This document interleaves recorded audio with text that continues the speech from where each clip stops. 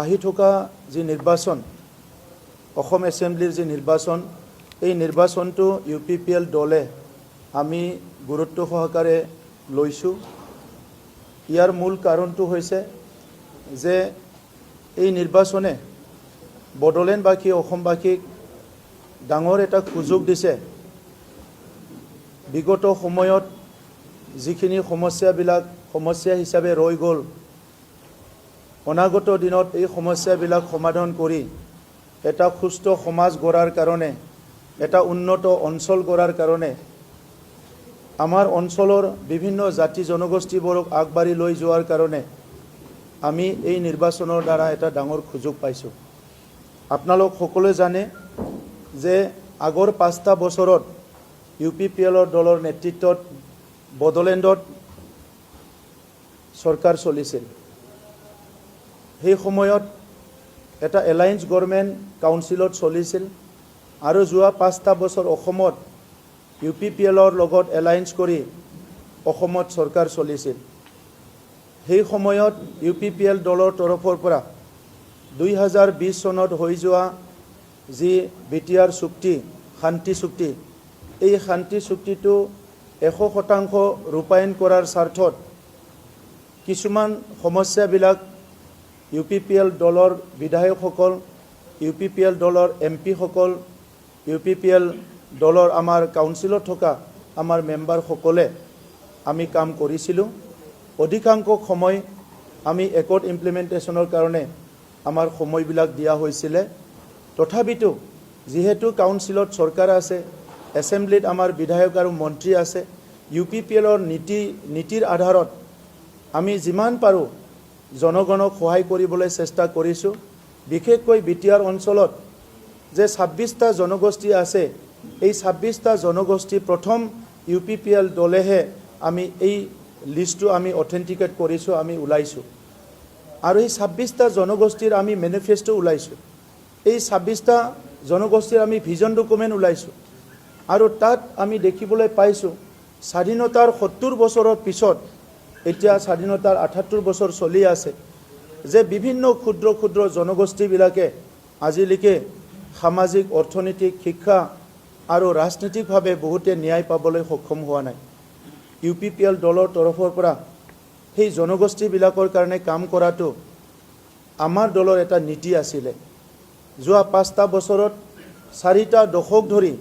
যি অশান্তিময় এটা পৰিৱেশ বড়োলেণ্ড অঞ্চলত আছিলে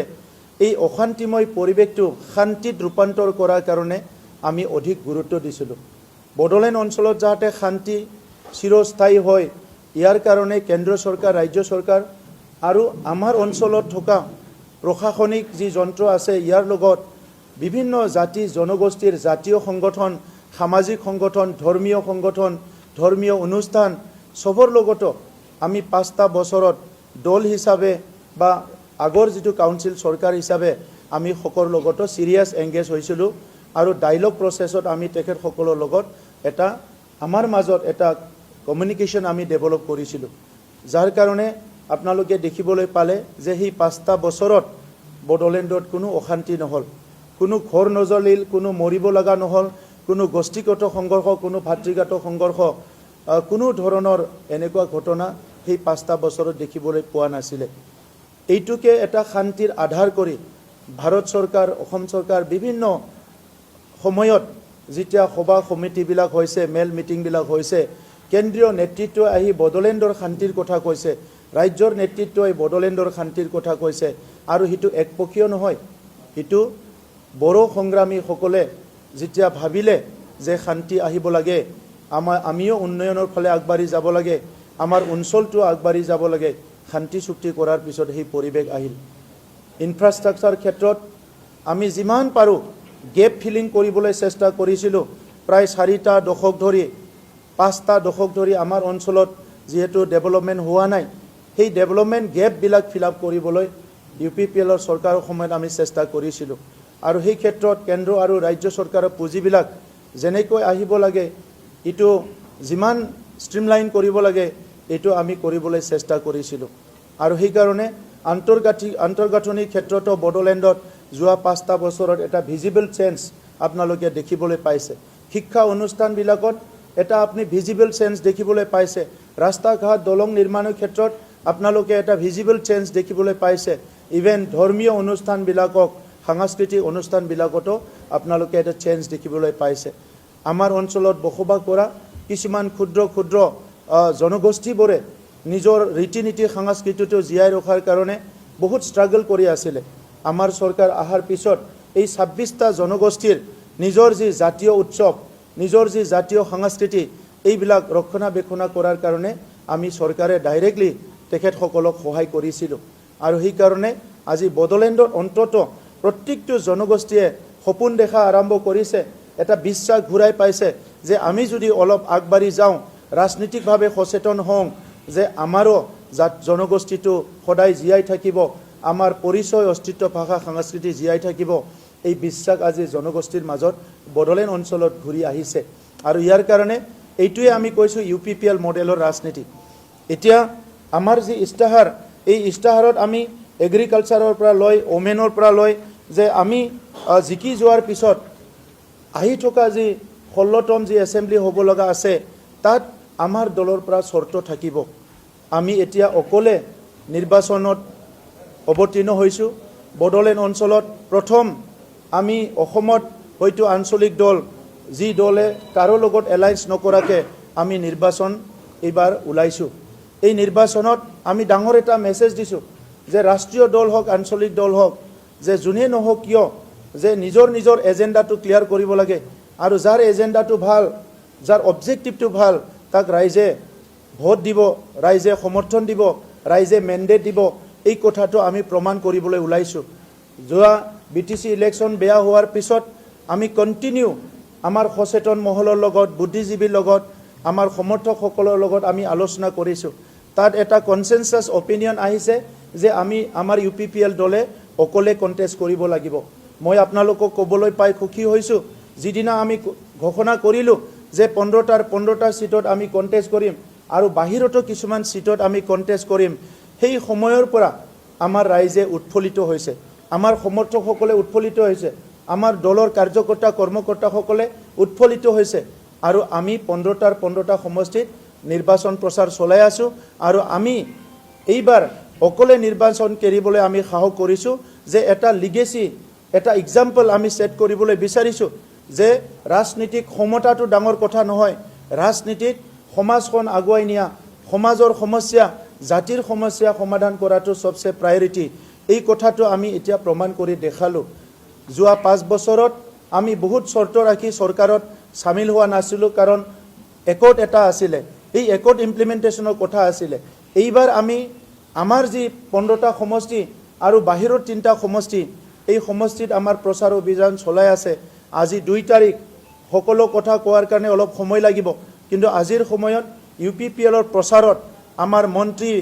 MP সকলো নামি পৰিছে আৰু দেখিবলৈ পাইছোঁ যে বহুত ভাল ৰাইজৰ সহাৰি পাইছে আমাৰ MLA সকল জিকি যোৱাৰ পিছত আমাৰ অসমত যেতিয়া চৰকাৰ গঠন কৰিব যি দলৰে চৰকাৰ নহওক কিয় আমি সমৰ্থন কৰাৰ যেতিয়া প্ৰয়োজনীয়তা আহিব আমি এইবাৰ চৰ্ত ৰাখিম আৰু আমাৰ চৰ্তটো স্পষ্ট যেনেকৈ আমি বড়োলেণ্ড অঞ্চলত 26টা জনগোষ্ঠীৰ কাৰণে কাম কৰিছোঁ অসমত আমি 146টা জনগোষ্ঠীৰ কাৰণে কাম কৰিব বিচাৰিছোঁ স্বাধীনতাৰ 78 বছৰত কিছুমান জনগোষ্ঠীক বাদ দি অসমত তেনেকা বহুত জনগোষ্ঠী আছে যি জনগোষ্ঠীবিলাকে এতিয়া নিজৰ পৰিচয় অস্তিত্ব ভাষা সংস্কৃতিক লৈ পেলাই ৰীতি নীতিক লৈ পেলাই এটা অনিশ্চয়তাত এটা পৰিৱেশত তেখেতসকলে আজি নিজৰ জনগোষ্ঠীটোক এটা অৱস্থান কৰিব লগা হৈছে সেই কাৰণে UPPLৰ প্ৰথম এজেণ্ডা হ'ব অসম এছেম্বলিত গৈ আমাৰ বিধায়কসকলে আমাৰ দলৰ তৰফৰ পৰা অসমৰ আৰু বড়োলেণ্ডৰ সকলো জনগোষ্ঠীক সাংবিধানিক অধিকাৰ ন্যায়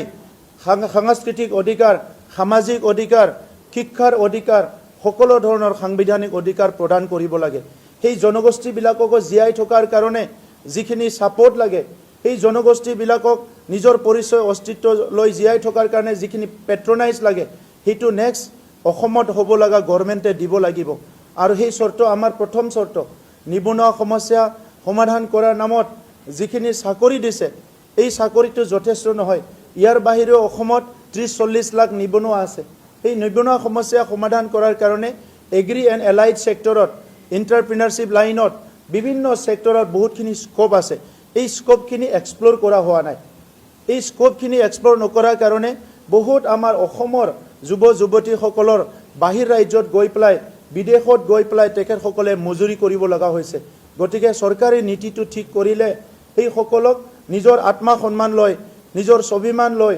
নিজে ভাল এটা উপাৰ্জন কৰি নিজৰ অঞ্চলতে জীয়াই থাকিব পাৰে জীৱিকাৰ এটা পথ ওলাব পাৰে সেইকাৰণে আমি বিচাৰিছোঁ যে অসমত আমাৰ যিটো অৰ্থনৈতিক নীতি ইয়াৰ ওপৰত সংশোধন কৰিব লাগিব ইয়াৰ ওপৰত পৰিৱৰ্তন আনিব লাগিব এই অৰ্থনৈতিক নীতিটো আজি ইনফ্ৰাষ্ট্ৰাকচাৰ বেছ হৈছে এই অৰ্থনীতিটো এমপ্লয়মেণ্টৰ ফালে লৈ যাব লাগিব বেনিফিচিয়াৰী স্কিম বনাইছে এইটো ঠিকে আছে কিন্তু বেনিফিচিয়াৰী স্কিমটো টেম্পৰাৰী স্কিম ইয়াৰ দ্বাৰা 100% কোনো এটা ব্যক্তি স্বাৱলম্বী হ'ব নোৱাৰিব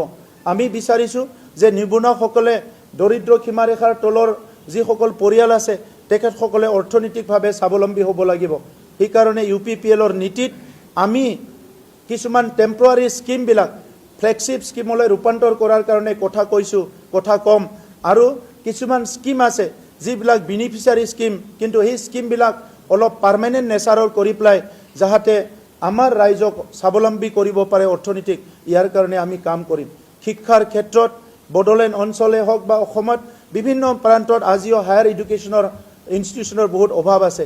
আমাৰ ছেকেণ্ডাৰী এডুকেশ্যনৰ ইনষ্টিটিউশ্যনৰ অভাৱ আছে আৰু সেই এডুকেশ্যন ইনষ্টিটিউশ্যনবিলাকত পৰ্যাপ্ত পৰিমাণৰ কিতাপ সময়ে নাপায় কোৱালিটি এডুকেশ্যনৰ অভাৱ হৈছে ট্ৰেইনিং টিচাৰ ট্ৰেইনিং যিখিনি এমপ্লয় আছে সেইসকলক ট্ৰেইনিং দিয়াৰ বহুত অভাৱ আমি দেখিবলৈ পাইছোঁ সেইকাৰণে আজি যিহেতু আমি প্ৰযুক্তিবিদ্যা কাৰিকৰী এণ্টাৰপ্ৰিনাৰশ্বিপ